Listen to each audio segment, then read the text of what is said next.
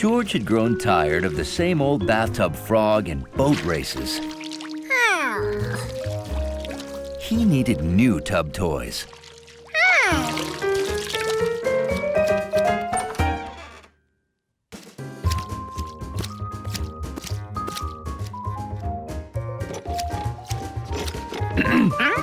Done with your bath, George? Well, then, please get back in the tub. You're puddling.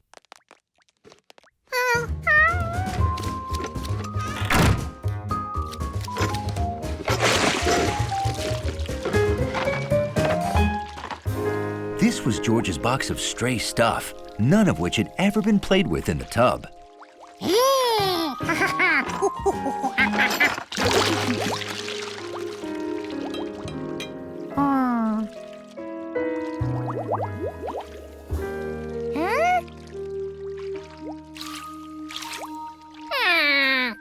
None of this stuff made for exhilarating monkey tub action. This disappointing bath was over. Some of the stuff was moving on its own. These were good tub toys.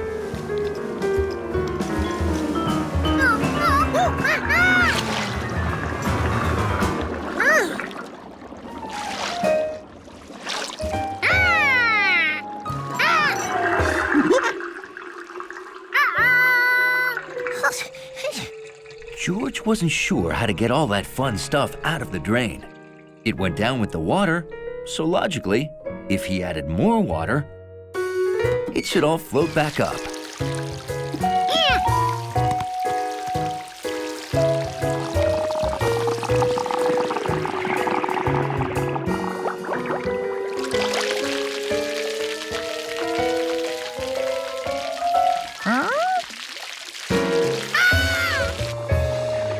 Oh, boy.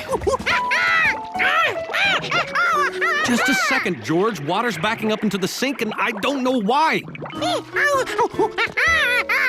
In the bathroom, too? Oh, no.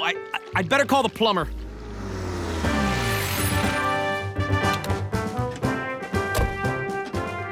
George liked it when Mr. Auger, the plumber, came over. He had the best toolbox George had ever seen. Good to see you again, Auger. Is it? No one calls the plumber until there's trouble. Just once it would be nice if someone called to say, "Come over and have a cookie." Would you like a cookie? I would, but I have work to do. Where's your water main shut-off valve? Downstairs. Take him, Hunley. Woo!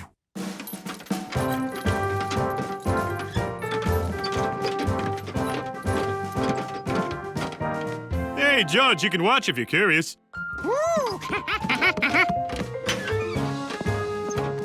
These pipes lead to all the rooms in the building.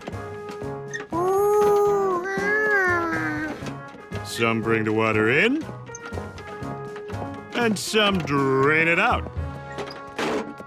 This main valve controls the water for the whole place.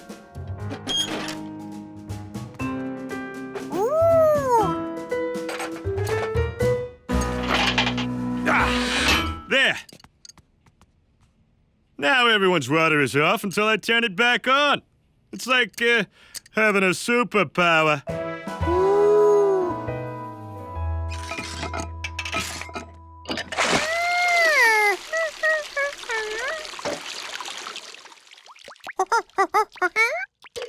This breaks up clogs.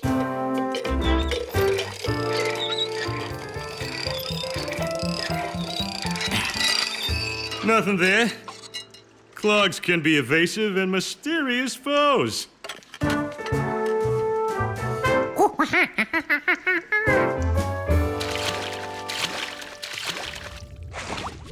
The plunger squishes water down the pipe to help push away the trouble.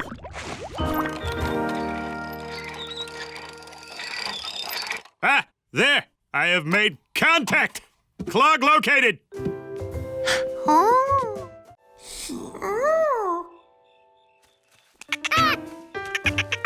Nope, not in this log. George felt bad about waking Jumpy Squirrel, but he had to move on. Then he got an idea.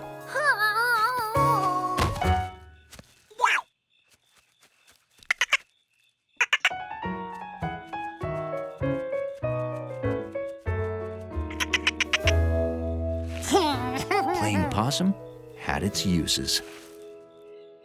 I got another call about the creature.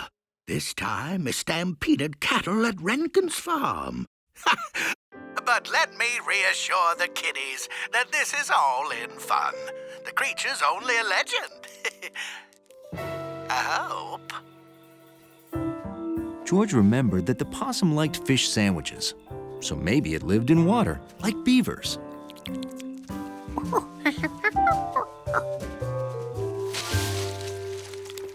Raccoons must be nocturnal too. But his possum showed no interest in living in water, unless he lived in a boat.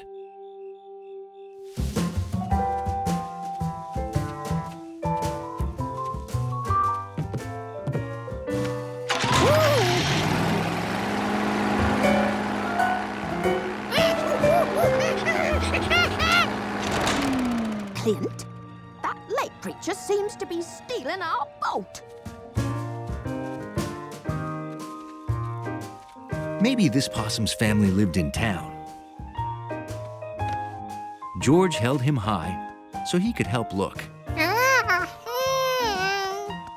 Folks, remember, the lake creature is just a fisherman's legend. He doesn't exist. Except there he is. He must be 12 feet tall and as terrifying as a shark holding a harpoon.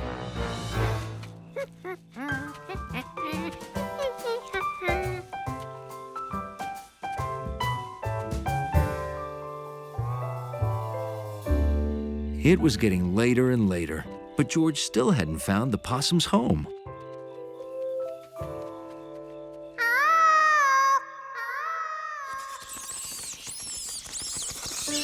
He found more nocturnal creatures' homes.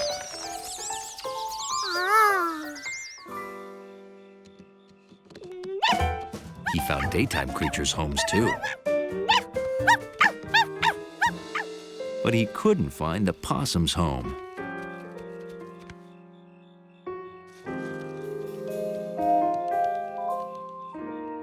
He was so tired, he was imagining possums everywhere. Or was he?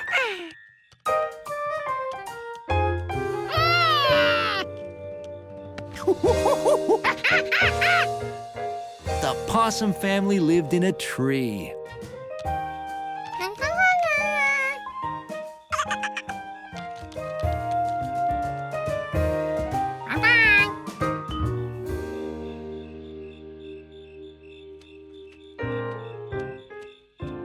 George? Kind of late for a stroll. This has been quite an evening. Citizens report and night creatures.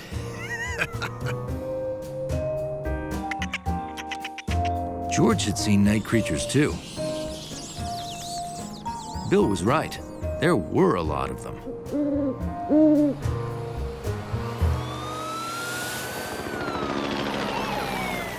But Bill was wrong about the town.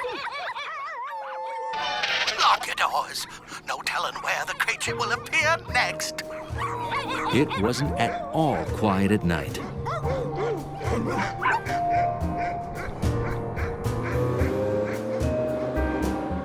Night, George. You sleep well. George would sleep well. And with the possum gone, he'd fill the feeder and wake to chirping birds. Morning, George. Time to get up. What? George? Oh. George learned one more thing about nocturnal creatures. Little animals that stay awake at night sleep during the day. This looked like a good bridge. but it was too short.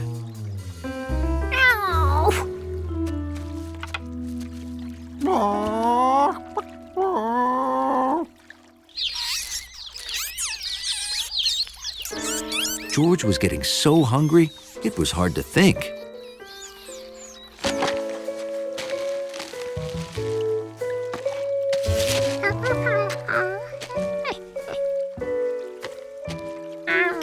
He couldn't think of any way to make a branch longer.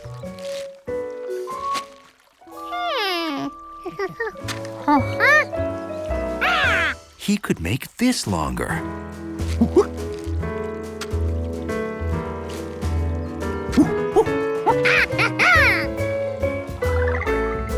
But could chicks walk on it?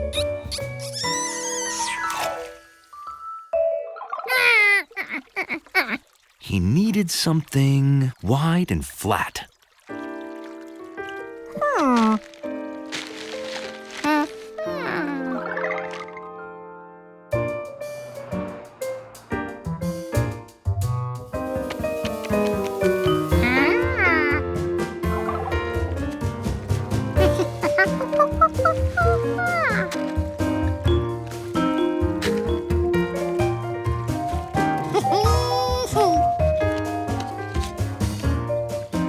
Now he just had to repeat the same pattern until it was long enough. Am I the first one here? Ooh! Are you making cocktail wieners? Yep. No toothpicks? It's not a proper party if you don't pick up small food with toothpicks. I know, Bill. George will be back any minute with plenty of toothpicks. George had made a bridge, but was it long enough?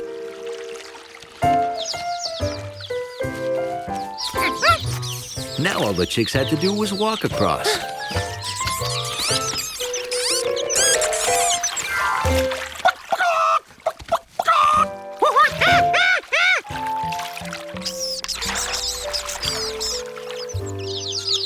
The bridge wasn't chick-safe yet.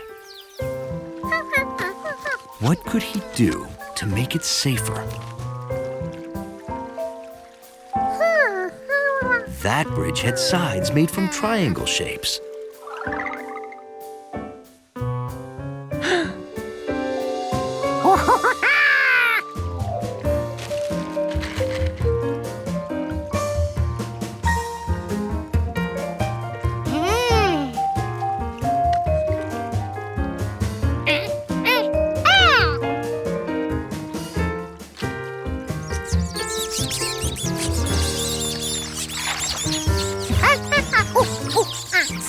George suggested they cross one at a time, in case the bridge wasn't strong enough to hold them all.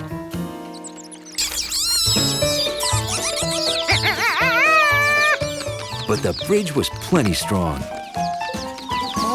It even held a whole hand. A job well done. George could now rush home with the marshmallows, toothpicks, and cards.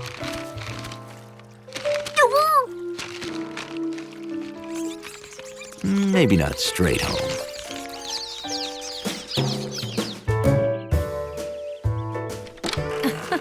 That must be some party if you need more marshmallows, toothpicks, and cards already.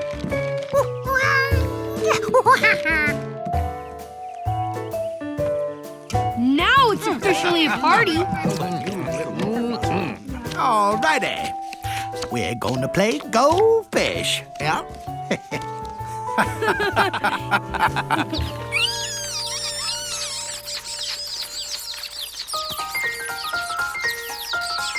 Mama, come see what the chickens built. They are geniuses.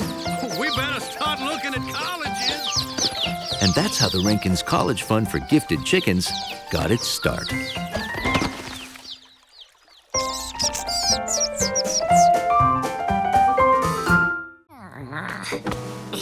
And it was going to stay secret unless George got that bookcase open.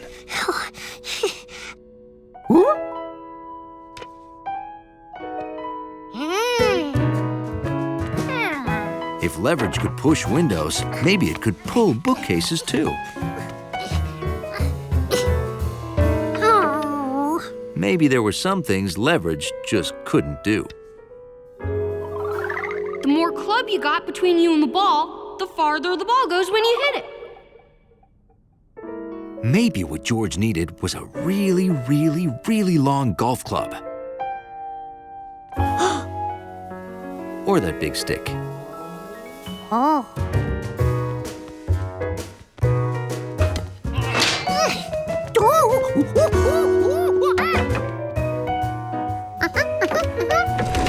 There was nothing like a big stick to get you out of a tight place.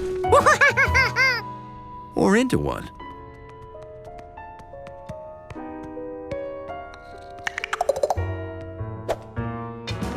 Nothing stood between George and his golf ball now. Except a moat.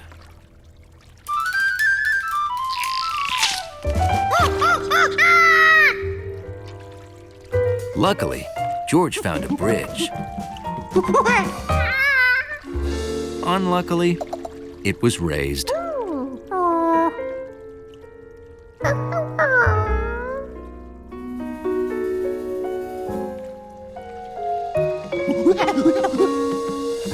But there was a way to lower it.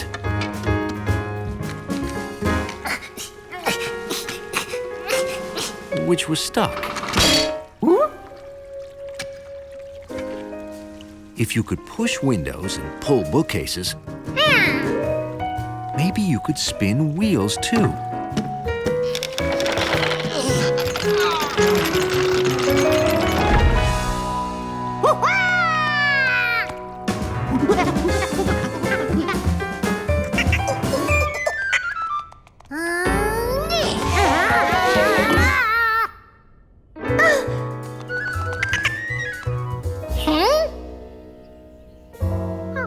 George couldn't figure out why the squirrel wanted his golf ball, since he had so many of his own.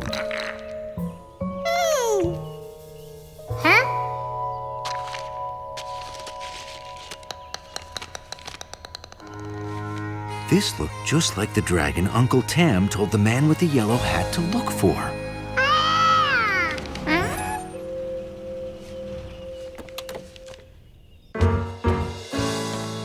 We're out of time.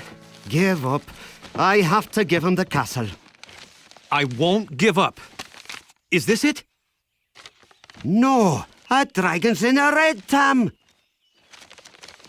Is this it? Not blue, yellow, yellow. Have you looked in the mirror today, laddie?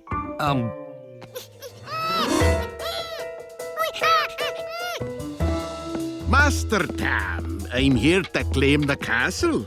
Hand over the wee keys. George knew they'd be happy he found the dragon and wanted to show them right away.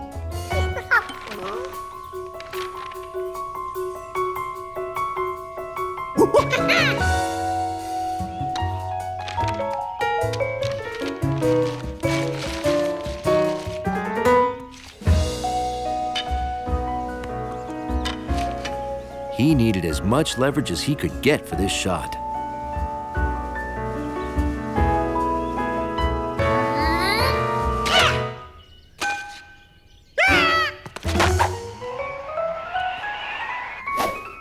Here you go. It's all yours.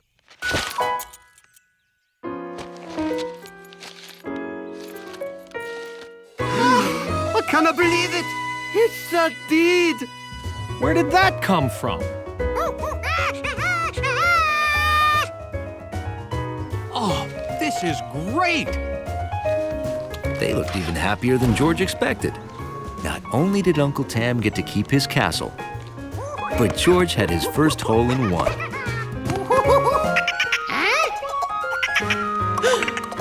Now, if he could only get his ball back.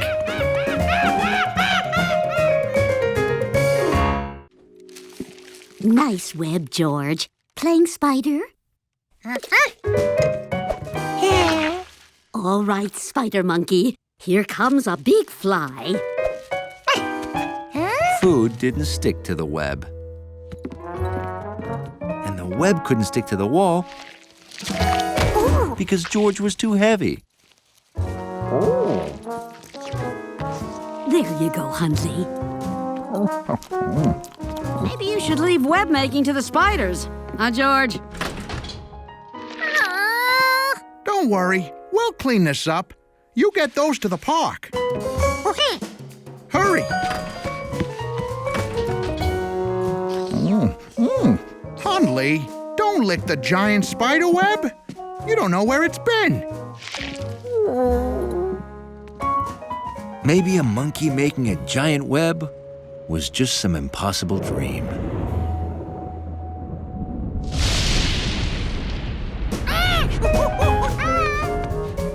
All that mattered right now was getting to the man with the yellow hat before it rained. Oh no, this is gonna be ruined.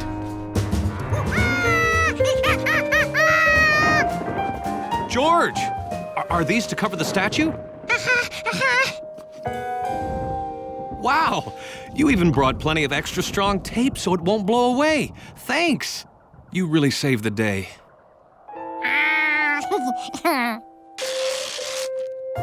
Did he say extra strong tape? You want that? Sure, I have plenty. Maybe George didn't have to give up on his monkey web yet. Here was a chance to see how an expert did it.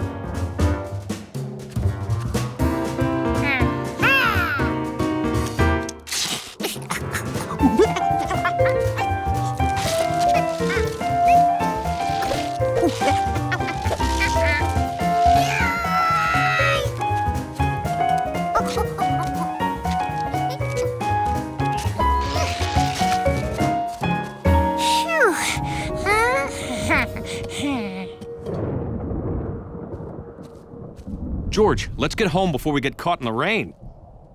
Oh, hey, what's this?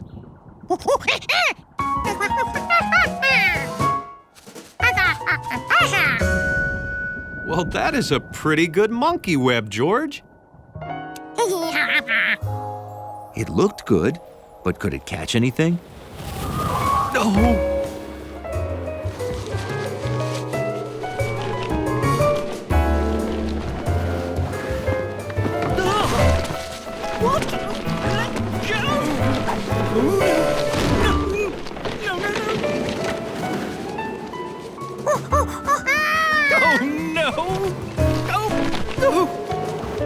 Can we help? Oh, yes, please. This is my grandfather's collection of antique postcards. They're priceless. We'll never get them all.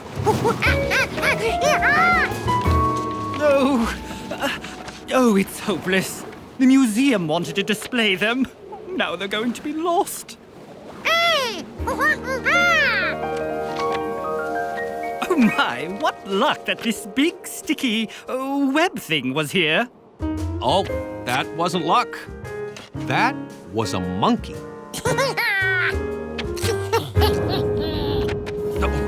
Rain, I've got to recover that statue, now. Oh, and I'd better get these to the museum, fast. Thanks again.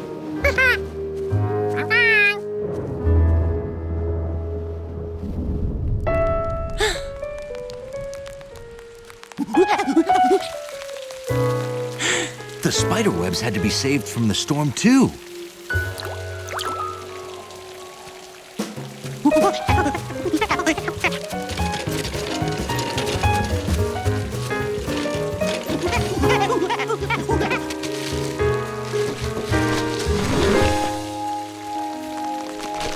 Making webs was hard.